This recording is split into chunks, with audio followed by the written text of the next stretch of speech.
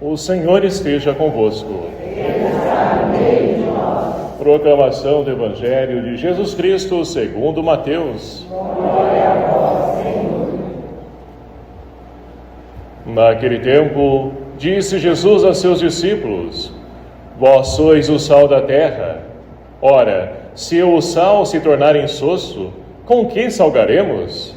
Ele não servirá para mais nada, senão para ser jogado fora e ser pisado pelos homens. Vós sois a luz do mundo. Não pode ficar escondida uma cidade construída sobre um monte. Ninguém acende uma lâmpada e a coloca debaixo de uma vasilha, mas sim num candeeiro, onde brilha para todos que estão na casa. Assim também brilhe a vossa luz diante dos homens, para que vejam as vossas boas obras e louvem o vosso Pai que está nos céus. Palavra da salvação. Glória a vós, Senhor. Queridos irmãos e irmãs, louvado seja o nome do nosso Senhor Jesus Cristo. Para sempre seja louvado. E nós vamos então caminhando no nosso ano litúrgico, chegamos ao 5º domingo do tempo comum, e nós vamos então buscando compreender toda essa riqueza que a liturgia nos enriquece a cada domingo, nos engrandece também enquanto seres humanos. Lá no domingo passado nós tínhamos então Jesus que veio ensinar para o povo e para a humanidade um novo modo de viver através do caminho das bem-aventuranças. E assim então hoje nós damos continuidade a esse Evangelho das Bem-aventuranças, porque estamos aí no capítulo 5º ainda, onde nós vamos até o capítulo 7º, ainda no conhecido Sermão da Montanha. Tudo isso, então, nós vamos percebendo que Jesus, ele então inicia o seu ministério, ele convida, chama pessoas para poder então ajudar. E quem são as pessoas que ele chamou para ajudar? Os estudados, versados, os fariseus, saduceus? Não, ele escolheu pessoas simples, comuns, pescadores. E ali foi montando então, o grupo de pessoas para poder ajudar nessa missão de anunciar o reino de Deus. E aí, entendido então que anunciar o reino de Deus, viver as bem-aventuranças, nós poderemos então ser sinal de Deus para o mundo. Mas como isso? Ora, é a proposta que a liturgia traz para nós hoje, para poder então nos ajudar a poder compreender o sentido da nossa vida, da nossa existência. Todos nós, mas principalmente nós que então recebemos através do sacramento do batismo, essa graça de podermos então sermos chamados filhos de Deus, e também somos enviados como sacerdote, rei, profetas, para poder então ser sal da terra e luz do mundo. Essa é a proposta que a liturgia de hoje traz para nós, porque, meus queridos e amados irmãos, sal, aquelas pessoas que têm problema de pressão sabem muito bem, a falta que faz um salzinho na comida, E quando também esquecemos, porventura, de cozinhar lá e colocar sal, falta alguma coisa. Mas olha que interessante, por que o sal? O sal é um elemento, a qual então Deus criou. Por quê? O sal vem da onde? Vem do mar. Nós extraímos do mar. E olha que interessante, o mar na Bíblia é lugar de sofrimento, de tormento, de aflição, das coisas más. Mas é através desse elemento tirado do mar que Deus vai extrair coisas boas. Esse sal que com certeza ele não é, porque você quando então você experimenta o sal, coloca ele diretamente na boca, ele não é bom, porque salga muito. Mas quando você então mistura, condiciona ele a um alimento, seja qual for esse alimento, ele então traz as características de um alimento para fora. Ou seja, quem faz aqui, quem gosta de um churrasquinho, Você então, praticamente, as pessoas habitualmente, o que elas fazem? Tempera com sal grosso. E ali não precisa mais nada, já está bom. Alguns colocam, coisas a mais, a menos, mas enfim. Se colocar o sal, já está de bom tamanho. Tem alimentos também que a gente cozinha, que a gente somente coloca o sal, e ele também já está na medida. Olha que interessante então, o sal ele traz para fora a característica de um alimento, que se você então tomar aquele alimento sem o sal, ele não é bom, mas com o sal ele fica bom. Então, por que eu estou dizendo isso? Meus queridos amados irmãos, a nossa vida também é assim. Nós, então, sem termos esse sal, e que sal é esse? É o sal que Deus traz a cada um de nós, que Ele dá a cada um de nós, para podermos, então, dar sabor à vida nossa e também à vida das pessoas. Olha, e quantas pessoas sem tempero na vida, né? Que você fala, nossa, essa pessoa aí, ela é sem tempero, sem sal, sem nada, né? Por quê? Não tem esperança, não tem sonhos, não tem perspectiva, não tem nada na vida. Para ela, deixa a vida me levar, a vida leva eu. E não podemos ser assim. A nossa vida tem sentido, sim. A nossa vida tem valor, sim. E sabe qual é o valor da nossa vida? Não é o Pix na conta, não. O valor da nossa vida foi derramado lá na cruz. Jesus Cristo, Ele se entregou, derramou seu sangue na cruz por cada um de nós. Então teve um preço alto, o sangue de um Deus que veio habitar entre nós. Então a nossa vida tem valor, sim. E nós então somos chamados, e olha que interessante, né? Jesus diz, vós sois o sal da terra. Não está dizendo aqui, vós sereis, né? Vós um dia, se vocês então quiserem, podem ser. Não, vocês são, nós somos o sal da terra. Então, quando nós recebemos, né, no nosso batismo, e nós temos também, né, esses elementos presentes no batismo, né, nosso e das crianças também. E olha que interessante, né? Nós temos um rito no nosso batismo que é o rito do sal, né? Hoje a gente deixa ele meio de lado, por quê? Porque torna-se uma coisa como, imagine várias crianças, você então colocar na boca de uma, de outra sal. Então não fica bom, né? Para poder preservar a saúde e a integridade da pessoa, a gente priva, né? Essa riqueza do sal, né? Nesse elemento do batismo, no rito do batismo. Mas a luz, ela não fica de fora, porque o padrinho recebe uma vela, vai acender no círio pascal, que é a presença de Cristo ressuscitado, que é abençoado lá, né, na vigília pascal, e ali então a gente transmite aquela luz para a criança, para o adulto, seja quem for a pessoa batizada. E ele recebe, né, o padrinho diz, olha, fulano de tal, receba a luz de Cristo. Então, meus queridos amados irmãos, nós temos esses elementos diante de nós. É o que Jesus diz no Evangelho, vocês são da terra, vocês são luz do mundo. Mas, olha só, o sal, ele também, né, não tem somente a propriedade de poder então ali temperar as coisas. Mas o sal, aqueles que são mais antigos vão lembrar que não existia geladeira e como que as pessoas faziam para poder conservar o alimento? Salgava, né? Muitas pessoas ainda, quando vão pescar, por exemplo, né, vai lá, limpa o peixe e coloca sal para poder conservar esse alimento. E olha só que interessante também essa característica. Nós também podemos então conservar, mas conservar o quê? Conservar essa riqueza da palavra de Deus, da nossa fé, essa riqueza para o mundo que necessita tanto disso, mas que infelizmente não sabe, não quer, não acolhe. E é por isso que nós estamos vivenciando, né, esse mundo que cada vez mais vai deteriorando a imagem de Deus que está em cada um de nós. Nos relacionamentos, né, nas visitas que antigamente se fazia, hoje já não são bem aceitas. Nas conversas, na seleção de pessoas amigas, você então acolhia aquela pessoa que então ali chegava a se aproximar de você e você ia estreitando relacionamentos com pessoas. Agora hoje não, hoje é tudo na internet, enfim, mas são outros tempos. Mas o que estou querendo dizer com isso? Que nós estamos perdendo os valores, estamos deixando de conservar os valores para poder valorizar coisas que não têm valor algum diante da nossa fé. Então é preciso resgatar, é preciso conservar as grandes riquezas da nossa vida. Quer um exemplo? Qual uma criança que hoje em dia, né, algumas existem sim, mas que, por exemplo, pedem bênção para o pai, bênção para a mãe.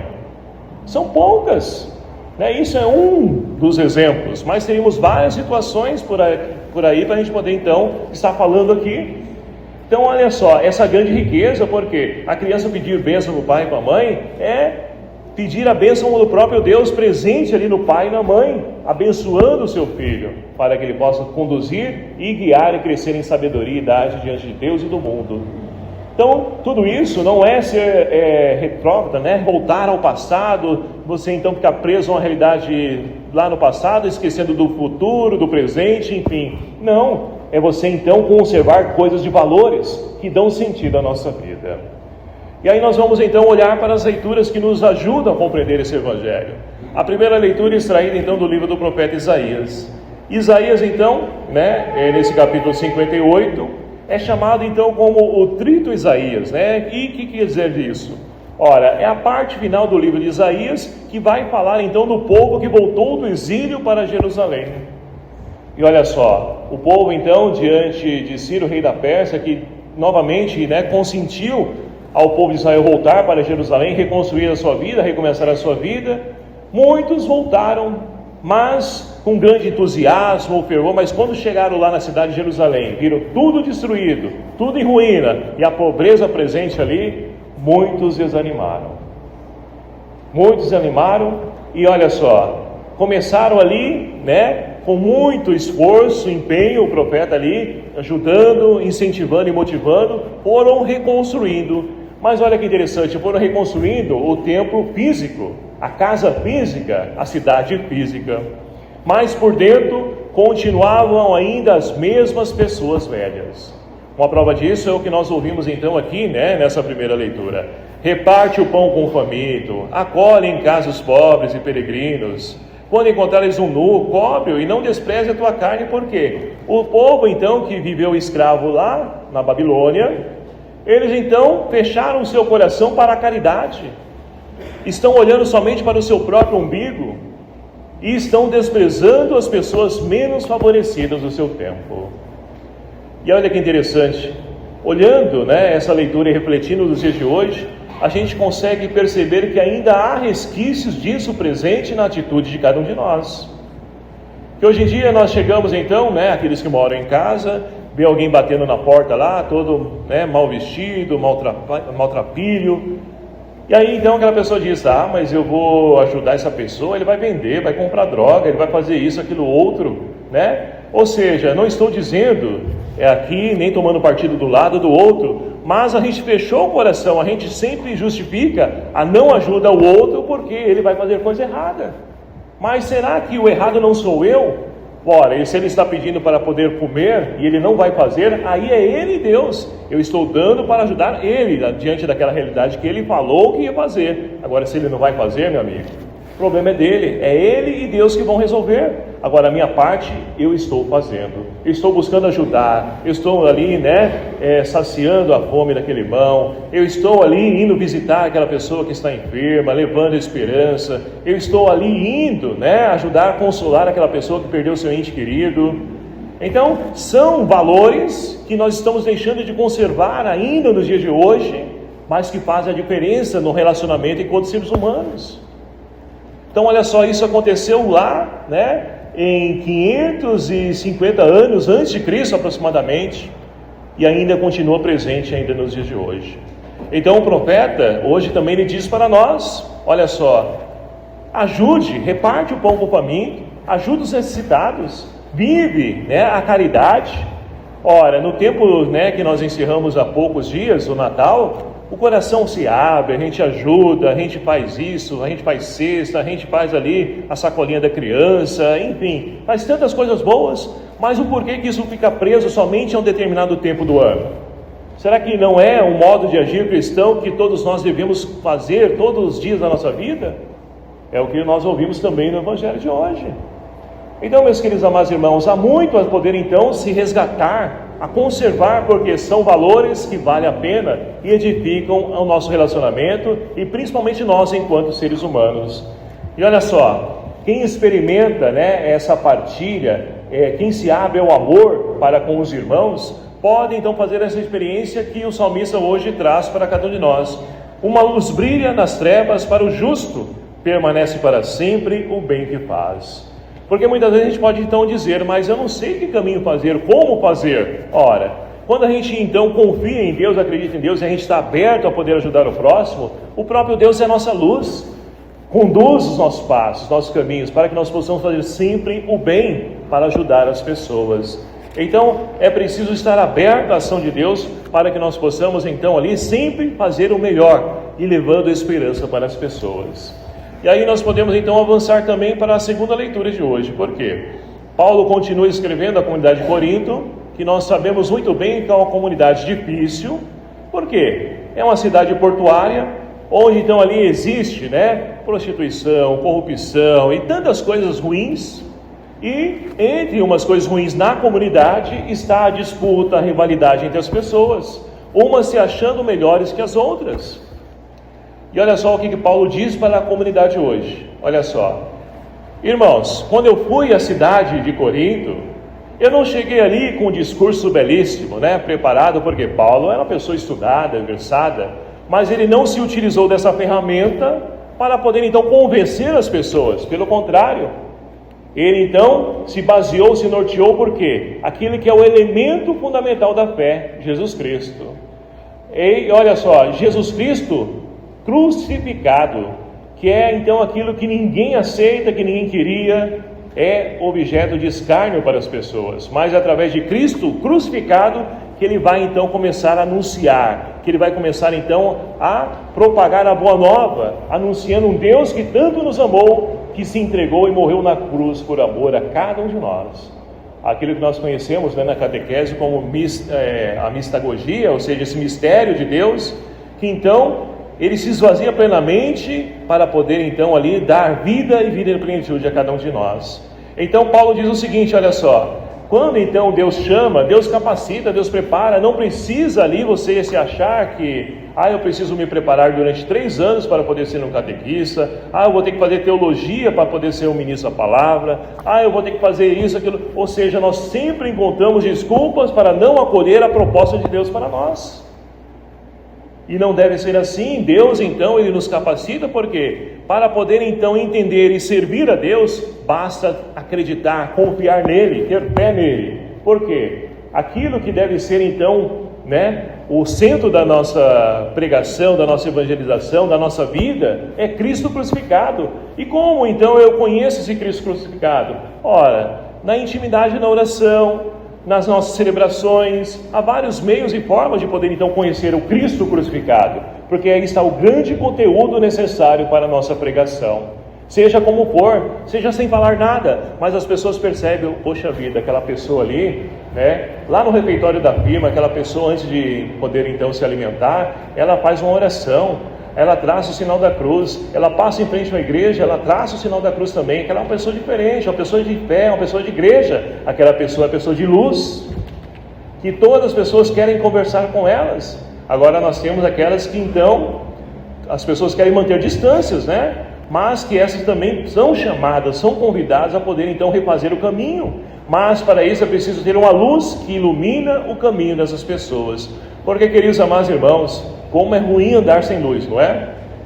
No final do ano passado, né, e esse ano deu uma melhoradinha, mas no finalzinho do ano passado nós tivemos picos aí de falta de luz por vários dias. E como foi ruim isso, e como é ruim isso, né? Por quê? Você sem luz, você quer procurar alguma coisa em casa, é claro que você sabe onde estão as coisas, mas para você enxergar ali, pegar a coisa certa, você precisa de algo para iluminar. E na nossa vida não é diferente. Para que nós possamos escolher, né, o caminho certo, para que nós possamos então ali trilhar naquela estrada, sem encontrar buracos, coisas no caminho, para tropeçar, cair, nós precisamos dessa luz. Nós precisamos dessa luz.